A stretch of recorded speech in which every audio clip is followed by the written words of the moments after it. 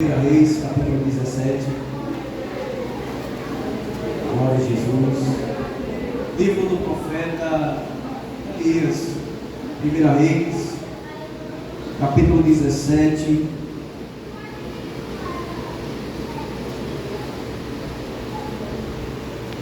Enquanto você procura, eu quero agradecer a Deus por essa oportunidade. Quantos já ouviram Jesus falar nessa noite? Confesso que esse foi um dos cultos mais lindos que eu fui, Jesus. Coisa maravilhosa. Povo ligado no céu. Porque aquele que é ligado na terra será ligado no céu. 1 Reis, capítulo 17. Quem encontrou, diga amém. Amém. Quem não encontrou, diga estou procurando. Todo mundo encontrou, é ponto de Deus. Então Elias, o bisbita dos moradores de Gileade, disse a Acabe: vive o Senhor, Deus de Israel, perante cuja face estou, e nesses anos nem orvalho nem chuva haverá, senão segundo a minha palavra. Depois veio a ele a palavra do Senhor, dizendo: vai-te daqui e vira-te para o oriente, esconde-te junto ao ribeiro de Querida. Repita comigo: esconde-te junto ao ribeiro de Querida, que está diante do Jordão, e há de ser que beberás do ribeiro. Eu tenho ordenado aos povos que ali te sustentam. Foi, pois, e fez conforme a palavra do Senhor, porque foi e habitou junto ao ribeiro de Querite, que está diante do Jordão, e os povos lhe traziam pão e carne pela manhã, como também pão e carne à noite, e bebia do ribeiro. Versículo 7 para encerrar. E sucedeu que, passando os dias, o ribeiro secou, porque não tinha havido chuva sobre a terra. Amém, meus irmãos? Sempre glorificado o nome do Senhor. Quero aproveitar também para parabenizar os varões. Peço perdão por não pregar o tema, pois não foi passado para mim. Eu imaginaria que hoje seria o culto, eu mais um. Mas é os dois, né? Pronto, glória a Deus. Mas de toda forma, o Senhor vai falar fortemente. Quem veio ontem, eu creio que recebeu da parte do Senhor, não será diferente hoje. Queridos, para nós ganhar tempo, esse texto de 1 Reis, capítulo 17, a qual nós lemos nessa noite, é um texto muito conhecido no nosso meio, pois não está falando nada mais, nada menos do profeta Elias. Eu acredito que, se eu mencionar esse nome aqui, 80% da igreja conhece um pouco da história desse homem. Porém, é uma história que não mostra a sua linhagem, é uma história que não mostra a família do profeta. No capítulo 17 simplesmente fala desse homem. Esse homem, na lógica do homem, não é um homem normal, pois esse homem tem uma presença, uma unção diferenciada, uma glória diferente na sua vida. Por quê? Porque quando nós lemos o texto de 1 Reis, capítulo 17, o texto vai dizer, irmãos, que o profeta Elias, ele não vai ao encontro de qualquer pessoa, ele vai ao encontro do rei Acabe, naquela época, um dos homens muito importantes ali de Israel. E o texto vai dizer, irmãos, que o profeta Elias chega diante dele e diz assim: segundo a minha palavra, diz o Senhor dos Exércitos, que não haverá chuva nem orvalho sobre a terra. Quando nós temos esse texto, pastor, vamos perceber que é uma época que o povo vive da agricultura. Quando nós lemos a Bíblia, vamos perceber que naquela época eles viviam da colheita, eles viviam daquilo que plantava. Imagine agora um profeta chegar e dizer que, segundo a sua palavra, não vai mais ter chuva. Historiadores, estudos vai dizer que há cerca de 3 anos e 6 meses não chove. Uma terra 3 anos e não sem chover, o caos está vindo sobre a terra. E quando nós vamos ler o contexto, vamos perceber que a seca está vindo sobre aquele povo. O texto vai dizer, irmãos, que quando ele profetiza, assim se concretiza. Não tem chuva, não tem mais orvalho, aleluia, naquela terra. E sabe o que é interessante? É que mesmo o profeta profetizando, não significaria que não ia chover também para ele. Não significa que ele profetizou, dizia que não iria chover. Não só naquela terra não ia chover, também não iria chover onde ele estiver.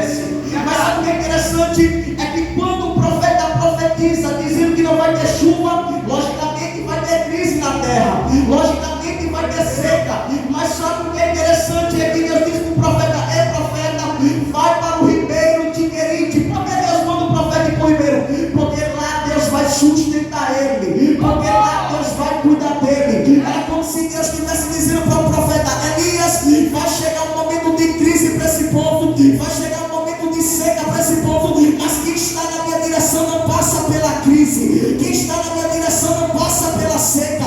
Profetiza aquilo que eu mando você falar, porque quem vai cuidar de você sou eu, quem vai cuidar da sua vida sou eu, porque nós se preocupamos quando Deus nos dá uma ordem de palavra dura, mas Deus está dizendo, fala aquilo que eu mando, porque quem vai se responsabilizar sou eu por você.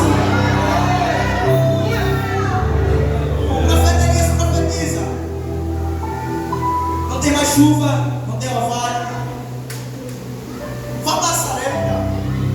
Perdão, vá para o ribeiro. E o texto vai dizer que quando Elias chega no ribeiro, Deus manda que povos levem sustento para ele. Verdade. Era de manhã e de noite os homens levando pão e carne para o profeta. Meu Deus. Eu estou falando aqui, irmão, no período que estava acontecendo de crise. Deus estava mostrando para o profeta que quando nós estamos na obediência e na direção dele, ele cuida de cada detalhe. E a água não está chovendo, Elias começou a beber no ribeiro. Mas como não estava mais chovendo, irmão, chegou o momento que o ribeiro seca. Porque vai ter momentos, irmãos, que Deus vai cuidar de nós. Vai ter momentos que o ribeiro tem para a gente beber. Vai ter momentos que vai ter o pão e a carne para comer. E chega um momento que pode você até se acomodar e Deus permite que o ribeiro seque.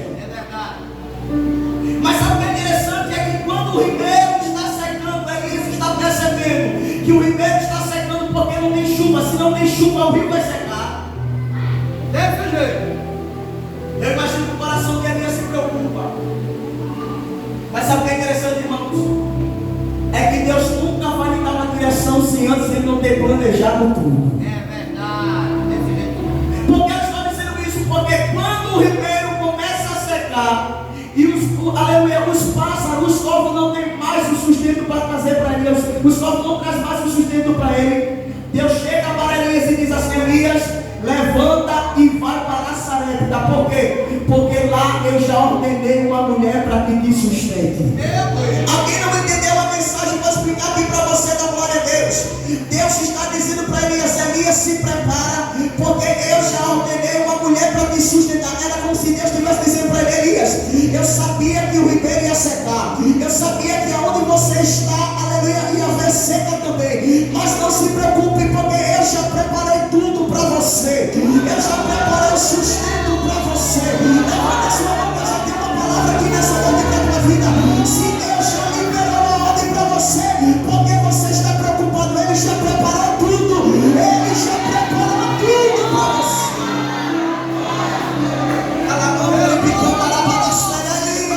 O ribeiro pode ter secado, mas eu já preparei um lugar melhor para você beber e para você comer. Só que quando nós lemos esse texto, poderíamos imaginar que Deus preparou algo muito interessante para ele. Quando o profeta Elias vai para Sarepta, o texto vai dizer, irmãos, que ele está vendo uma mulher catando lenha, cavacos, uma mulher pobre. E quando Elias chega em Sarepta, você vai entender onde eu quero chegar. Ele vê aquela mulher apanhando lenhas, uma mulher que estava passando por uma situação pior do que a dele. Meu Deus. Ele olha para aquela mulher tendo certeza que Deus enviou ele e disse: Ei, me dá um pouco de água para eu beber. Irmãos, eu estou falando que houve seca. A mulher está passando por dificuldade. Quando Elias chega na casa dela e diz assim: mulher, me dá um pouco de água para eu beber. Ninguém vai negar água, irmãos. Ela olhou mesmo tendo seca, ela foi pegar água. Quando ela volta com a água, ele olha para ela e diz assim: mulher, dá também um bocado de pão. Tocou naquilo que mais podia dela. Porque eu estou falando que a terra estava em crise, a terra estava seca. A história deixa claro que aquela mulher não tinha marido, e a mulher naquela época que não tinha marido passava dificuldade. Aquela mulher só tem um pouco, e ela olha para ele e diz assim: ei, viva o Senhor teu Deus, porque tua serva não tem nada senão um pouquinho de farinha na panela e um pouquinho de azeite na botija. Ela está olhando para ele dizendo: o que você está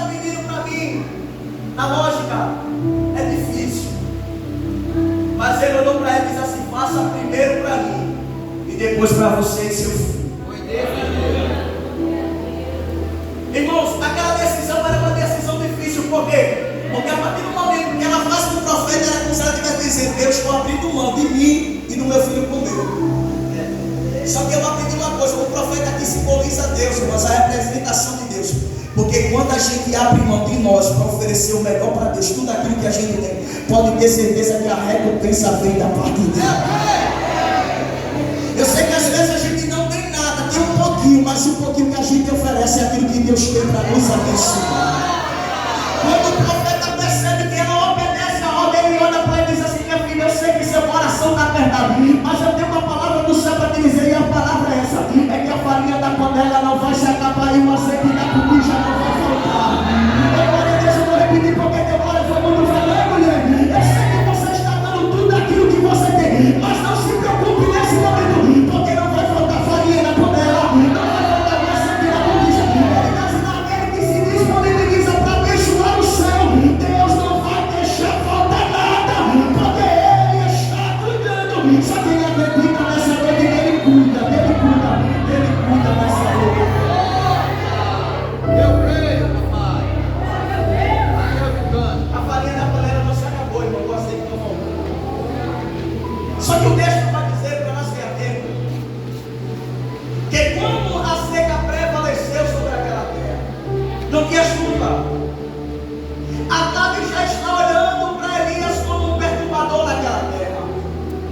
Para quem não sabe, os profetas que haviam ali se negaram a Deus, os homens de Deus, entre aspas, começaram a adorar Baal. Elias se destaca entre multidões, e ele tem um encontro com Acabe, e Acabe diz: você está perturbando aqui nossa terra. Porque foi através da profecia de Elias que a terra começou a secar. Havia 450 profetas de Baal naquele momento, e havia mais 400 profetas de Azerá.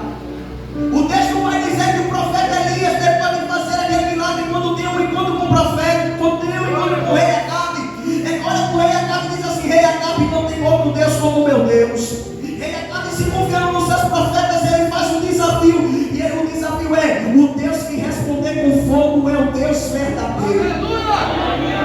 Mas eu não estou falando aqui de algo normal, irmãos. Eu estou falando de 950 profetas contra apenas Elias. Os 950 profetas olham para Acabe e dizem assim: pode aceitar esse desafio, porque nós vamos mostrar que o nosso Deus é melhor do que o Deus de Elias. E o texto vai dizer que os 950 profetas, eles começam a pegar 2 animais para oferecer sacrifício. Um fica para Elias e o outro fica para eles. E o texto vai dizer que de manhã até meio-dia, os profetas de Acabe começam a clamar por Baal, e nada de Baal responder com fogo. O texto vai dizer que eles começam a clamar, e nada de o profeta Baal mandar, aleluia, o fogo descer sobre aquele lugar. Mas o texto vai dizer, irmãos, que eles começam a se cortar, eles começam a se desesperar, clamando para que Baal mandasse fogo para confirmar que ele era o Deus maior do que o nosso Deus. Mas o texto vai dizer que Elias começa a zombar deles, dizendo: cadê o Deus de vocês? Cadê o Deus de vocês? Não vai fazer nada. Mas o profeta Elias, quando chega esse momento, a primeira coisa que ele faz é pegar 12 pedras que simbolizavam as 12 tribos de Judá. A primeira coisa que Elias faz para que a glória de Deus se manifeste é preparar o altar. A primeira coisa que Elias faz é separar o altar. Por quê? Porque Deus só responde com fogo aonde o altar está consertado. Elias separa o altar, porque Elias sabe que não é qualquer Deus, é o seu Deus. Ele separa o altar com 12 pedras, coloca, aleluia, pessoas e diz assim: pode encher um cântaro de água, derrama sobre o altar. O texto vai dizer, meus irmãos, que por 3 vezes pegaram o cântaro com água e derramaram sobre as pedras, derramaram sobre o altar. Todo mundo sabe que fogo para pegar aonde está molhado é muito difícil, aonde está molhado. Mas sabe por que Elias pediu para que derramasse água? Para mostrar para ele que ele é o Deus além do impossível. Ele é o Deus além do impossível. Você vai entender onde eu quero chegar. Elias prepara o altar,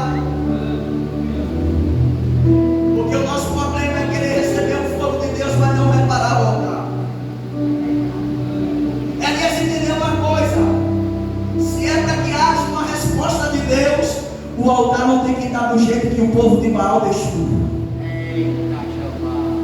A primeira coisa que ele faz é pega as 12 pedras e conserta o altar.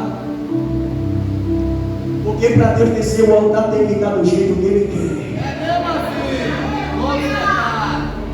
Porque para Deus manifestar a sua presença no meu altar não tem que estar de todo jeito, tem que estar do jeito que Ele quer. O texto diz, irmão, para nós ganhar tempo, que Ele faz um círculo, um rei ao redor do altar. Coloca a lenha, como eu falei, coloca 3 cântaros de água em cima, irmãos. Os profetas de Baal, ele diz assim, isso aí não vai dar em nada. Mas o texto diz que Elias levanta a sua mão para mostrar para ele que Deus está no controle de todas as coisas e ora. E o texto diz que o fogo do céu desce e recebe o sacrifício de Elias, e recebe a adoração de Elias, e recebe o melhor de Elias. Nessa noite Deus está perguntando como é que está o teu altar, porque eu quero receber a tua adoração. A melhor adoração não é quando o louvor é bonito, a melhor adoração não é quando a pregação é bonita, a melhor adoração é quando o altar está do jeito que Ele quer. A melhor adoração é quando não canta bonito, mas o altar está em pé, não prega bonito, mas o altar está em pé, não adora quando não desadora, mas o altar está em pé. E a adoração não está no adorar, sabe está do altar preparado para que a glória de Deus.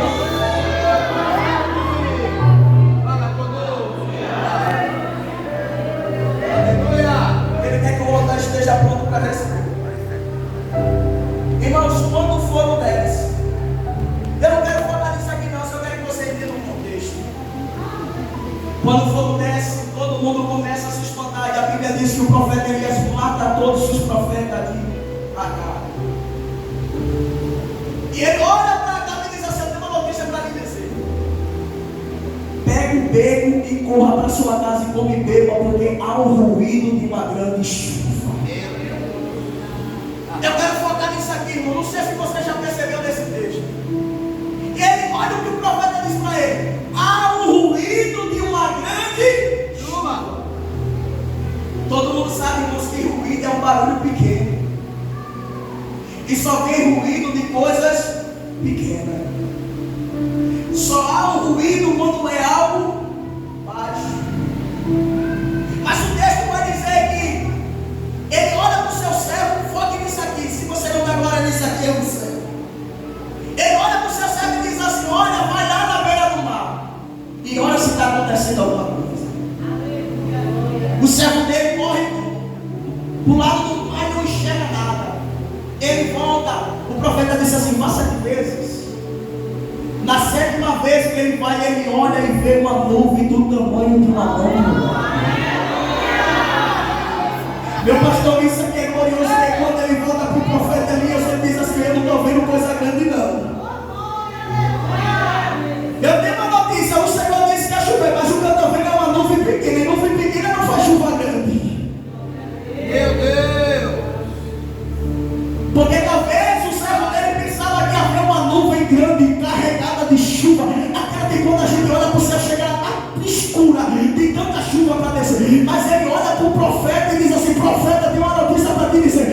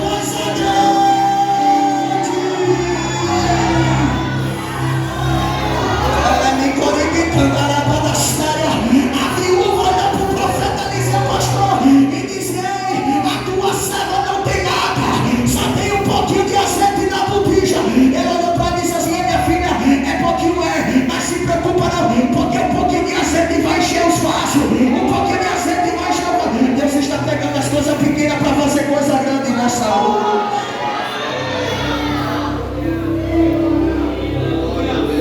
Nosso problema é desprezar as coisas pequenas que Deus faz na nossa vida. É verdade. A viúva olhou para ele e disse assim: olha, um pouquinho de azeite que eu tenho. Ele disse: é, fecha a porta e derrama sobre os vasos. O azeite não cessa.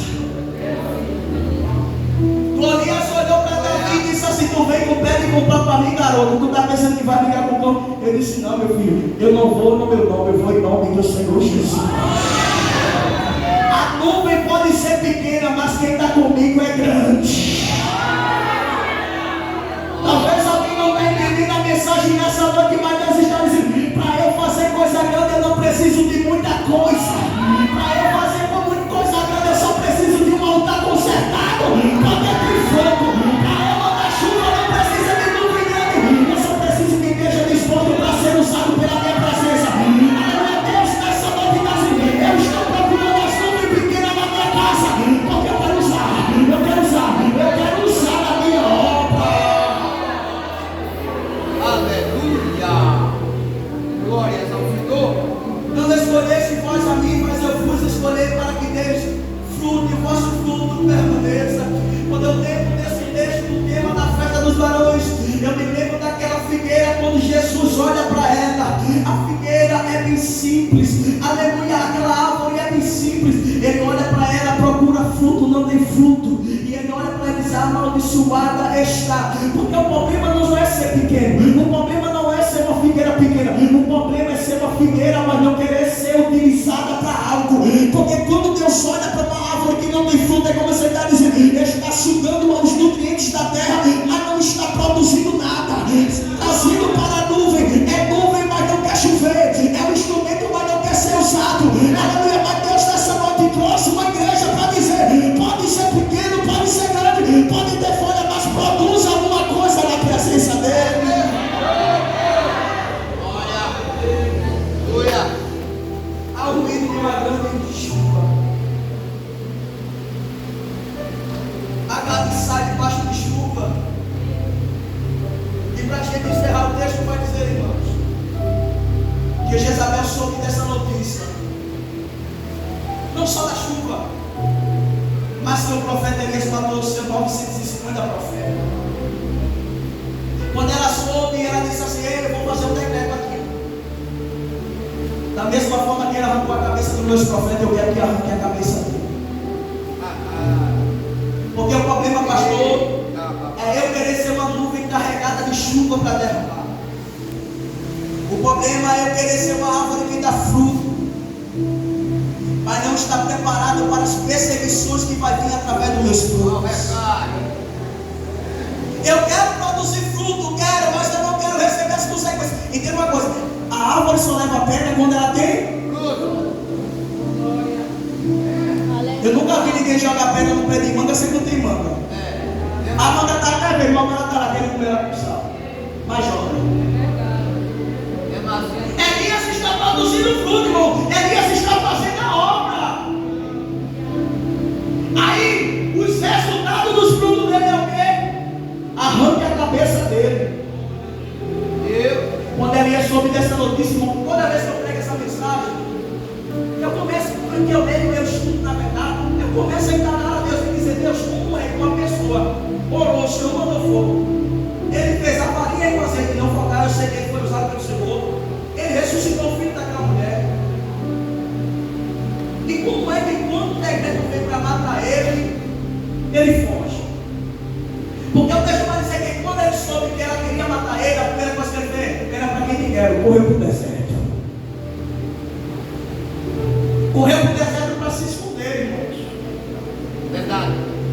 Porque por mais que a gente tenhamos fruto, a gente entende que se não tiver um regador na nossa vida, a árvore não cresce, a árvore não produz. Elias corre para o deserto, e sabe o que Elias vai fazer no deserto? Quando Elias está no deserto, Deus já preparou um pé de discípulo para Elias descansar naquele deserto.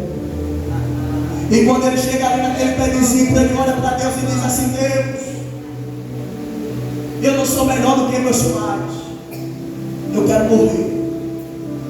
Me tira a vida. Eu estou falando de um homem que acabou, irmão, de fazer milagres acontecer. 3 anos e 6 meses sem chover. Ele disse que não ia chover, não chover. Quando ele disse que vai chover, começou a chover. E agora ele está desejando a sua morte.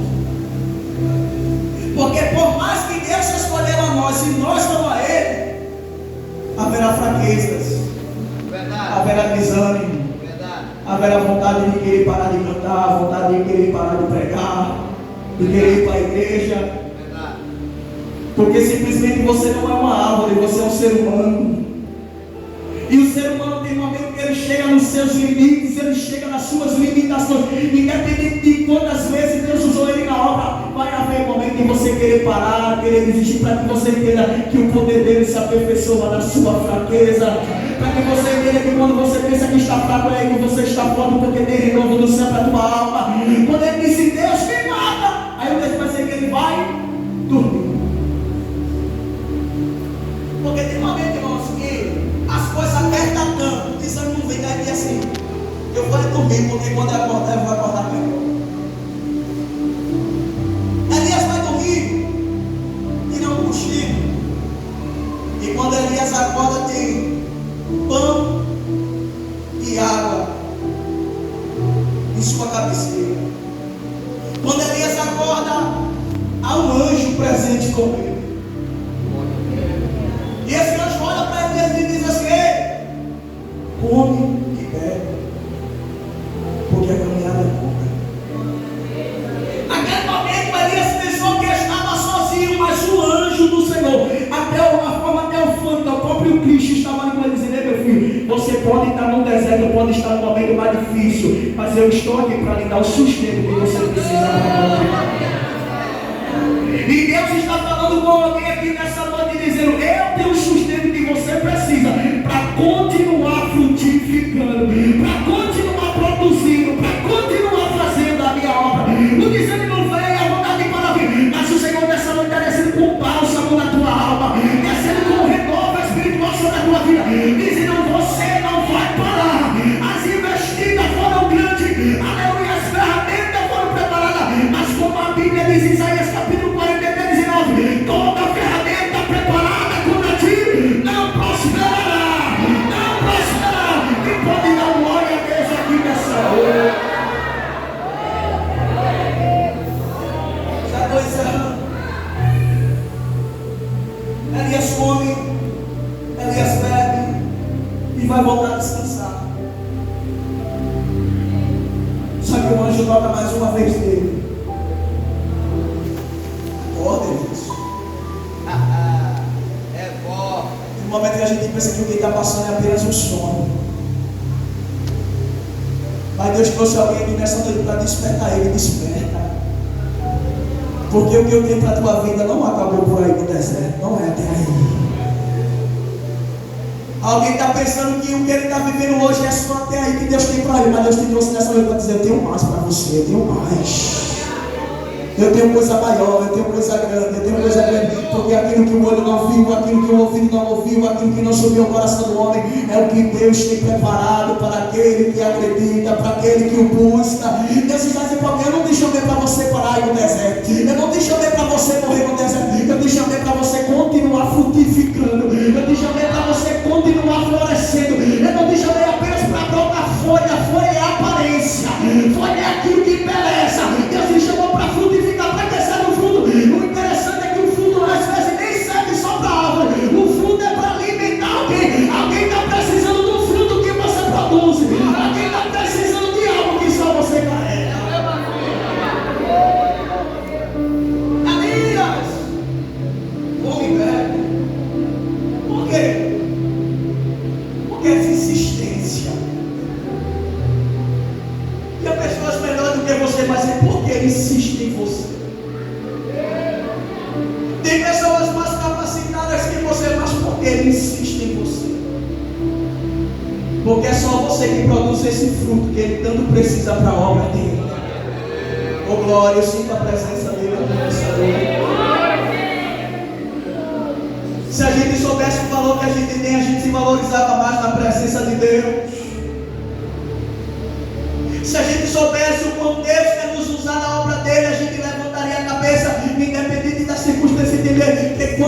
a força falta tem alimento espiritual do céu para te sustentar. O texto vai dizer que o alimento que Elias comeu ali naquele momento fez com que ele caminhasse 30 dias e 30 noites. Deus está dizendo: o sustento que você precisa para continuar, eu tenho aqui comigo. O sustento que você precisa para continuar, Ele tem nessa noite para a tua vida. Então levante a sua cabeça nessa noite. Hoje é noite de sair frutificando. Hoje é noite de viver as promessas que Ele tem para a tua vida.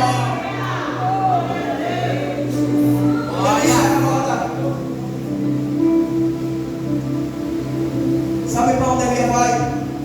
Tomar café. Quando ele se levanta, ele corre para dentro de uma caverna que estava morto. Porque tem momentos que a gente quer se esconder. Por mais que a gente entenda o que Deus tem para a nossa vida, a gente quer se esconder na caverna, quer resistir. Quando Elias chega dentro da caverna, pastor, o texto diz que a voz de Deus sopra o coração de Elias e diz assim: o que fazes aqui? Era como se Deus estivesse dizendo: eu cheguei primeiro. Ô glória. O pastor falou que ele conhece minha identidade, CPF, RG, CNH, tudo. Deus sabia que ele ia entrar dentro da caverna. O que você faz aqui? Porque tem momentos que Deus tem que fazer a gente refletir o que é que a gente quer da nossa vida. Ou a gente quer frutificar, ou a gente só quer ficar com folha. Ou a gente produz algo, ou ele faz o que? Ele bota a lenha e joga no fogo. O que tu faz aqui? Em seguida, um vento forte passa. Deus não estava naquele vento. Um terremoto acontece, Deus não estava no terremoto. Desce fogo no céu novamente, mas Deus não estava no fogo. Mas a Bíblia diz que numa brisa suave Deus estava presente. E naquela brisa suave Deus começa a falar ao coração de Elias, dizendo: Elias, se prepara, porque eu vou levantar alguém para dar continuidade à minha obra. O teu tempo foi até aqui, não se preocupe não, eu vou guardar você, mas eu vou levantar alguém para que a obra continue. Isso não aconteceu, mas eu vou trazer uma linhagem através desse contexto. Quando a gente não quer continuar, não se preocupe não, Deus levanta outro no lugar, mas a obra lá não para. Ah, mas eu não quero mais continuar. Meu filho, se tu não quiser continuar, se preocupa não.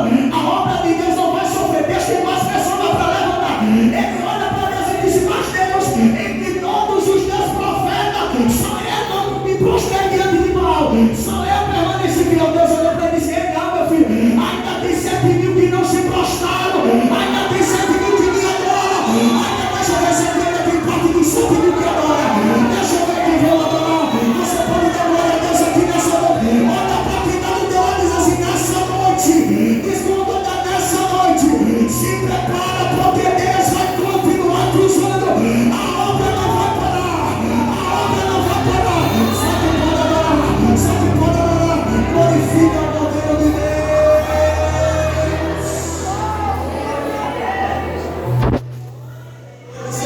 Deus olhou para Pedro. Jesus olhou para Pedro, perdão. Depois que Pedro negou ele 3 vezes, Pedro olhou e disse assim: oxe, agora ele desistiu. O cara negou Jesus 3 vezes, Jesus já tinha avisado. Ele dizia: eu vou voltar a ser o que eu era, vou voltar a pescar. Vou voltar a ser aquele sem ninguém.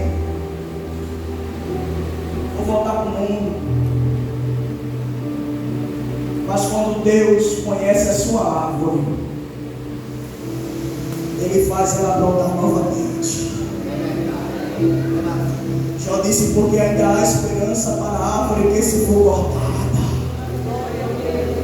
Novamente crescerá. Ele diz: olha, na voz da gente sabe que uma árvore cortada, ela pode crescer novamente, porque só eu ponto, ela cresce da raiz. Mas ele diz assim: se envelhecer até a sua raiz, ao cheiro das águas ela brotará e crescerá novamente. Vou repetir: a árvore está cortada. Eu sempre estou entrando nesse contexto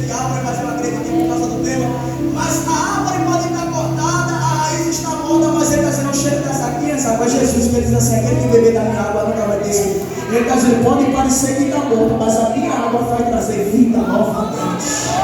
Vai voltar a crescer, vai voltar a cantar, vai voltar a profetizar, vai voltar a dar fruto, vai voltar a abençoar a sua casa. Porque hoje você olha para a sua casa, não vê mais futuro. Você olha para a sua família, quer desistir dela. Mas Deus vai dizer: não desiste da tua casa, não desiste da tua família, não desiste do teu ministério. Porque Deus está fazendo uma visita hoje. A tua casa é uma bênção. Se prepara para a novidade da parte de Deus. Só quem recebe essa palavra agora, o nome dele. Eu pergunto: nosso Deus, tem alguém aqui que não é evangélico? Levanta a sua mão para eu saber, por favor. Agora, Maria, tem mais alguém? Tem outro ali? Tem mais alguém? Eu sei que tem alguns aqui que já produziu fruto.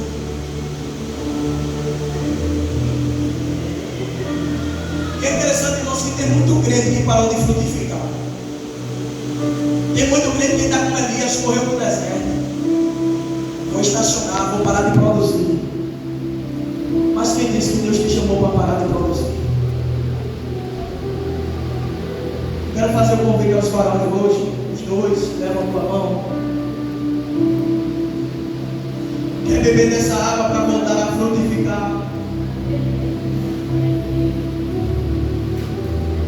Quer tomar uma decisão hoje de dizer: Deus, quero frutificar, eu quero florescer. Ao jovem que é hoje, é hoje, vem na frente, vai. Dê glória, irmão, com alegria, dê glória com alegria, dê glória com alegria, dê glória com alegria. A palavra, ela está frutificando nessa noite na vida de alguém. Ai, dá esperança, ai, dá esperança, ai, dá esperança.